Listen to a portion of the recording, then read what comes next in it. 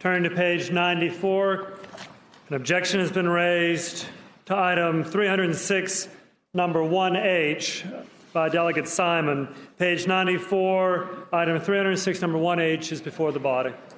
The gentleman from Fairfax, Mr. Simon. Mr. Speaker, members of the House, speaking to the objection?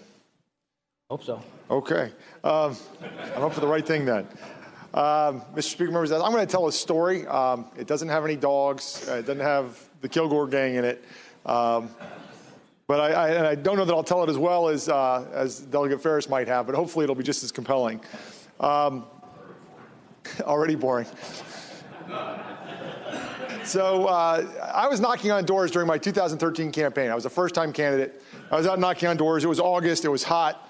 I had made a rookie mistake, and I hadn't brought any bug spray. So I was getting killed by the mosquitoes. I was getting eaten alive, and some of you all have been out there and probably experienced that before.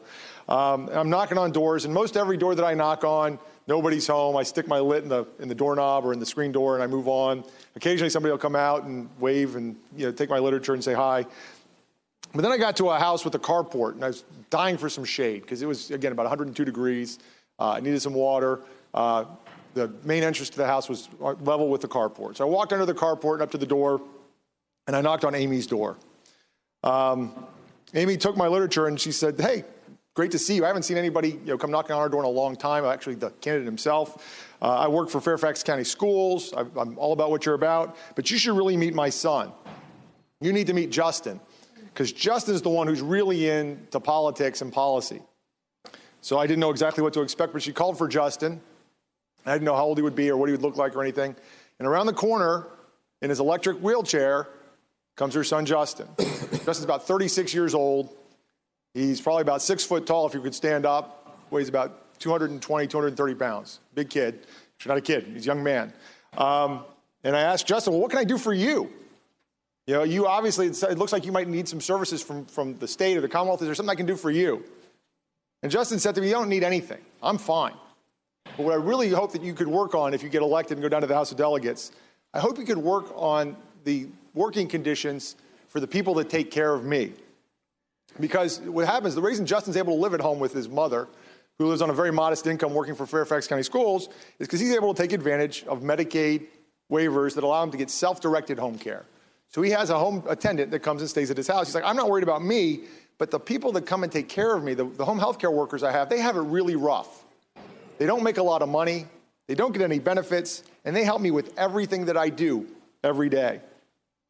Justin's day starts out every morning with his home health care worker helping him get out of bed because he can't walk and can't support himself. Gets him unclothed into the shower so that he can shower and get ready for his day, helps him brush his teeth, helps him make his breakfast, cuts his food, feeds him so that he can eat every morning because he needs that kind of intensive help and care. And Justin and I, in talking to each other, we actually got to be friends. We friended each other on Facebook. We stayed in touch. I promised him that I'd get down to Richmond and I would work as hard as I could for the people that took care of him. And so he came to my town hall, at the town hall right before we came down to session. And he came down to testify, and he read from a prepared statement as best he could. But then his mother jumped in. And I just want to read for you all real briefly what his mother said. She said, I'm Justin's mother, and he's right about this 40 hours a week. I'm sorry, she said, it makes me a little emotional because his cerebral palsy doesn't go away at the end of 40 hours. I have a full-time job. I work for the public schools. So we have a caregiver for that time. But the cerebral palsy doesn't magically disappear when I get home from work. So then it's all on mom.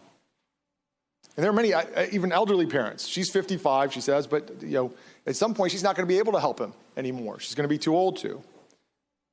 And she said, I know he was speaking softly. This is Amy talking. So I'm going to say this loudly. When he hires his care attendants, this is the pitch. This is Northern Virginia, where we pay more than most places. I'll pay you $11 an hour. You'll get 0 benefits. You'll take care of all my personal needs, my lifting and everything. No health insurance, no sick days, no nothing. I don't think people realize, but that's the fact in this state, she said, and we need to fix that. I agree with Amy.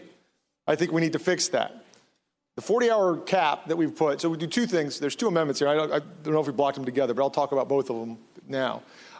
We prohibit payment of overtime. We prohibit these workers from working more than 40 hours.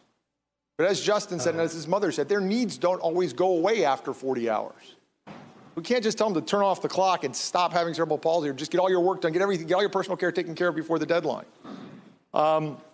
Most health care workers in Virginia earn just $9.22 an hour. So we're telling them you got to try and make a living and support your family on $9.22 an hour, and you got to cap it at 40 hours.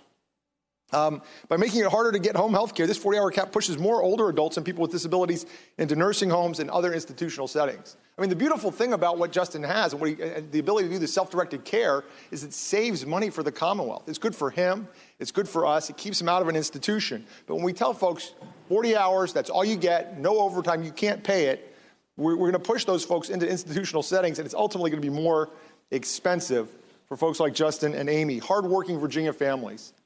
Hardworking people that just want to take care of themselves in their own home setting. We're making it harder for those hardworking Virginia families to take care of themselves.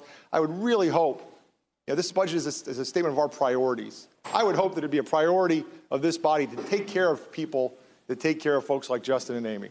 I hope that we will reject this amendment.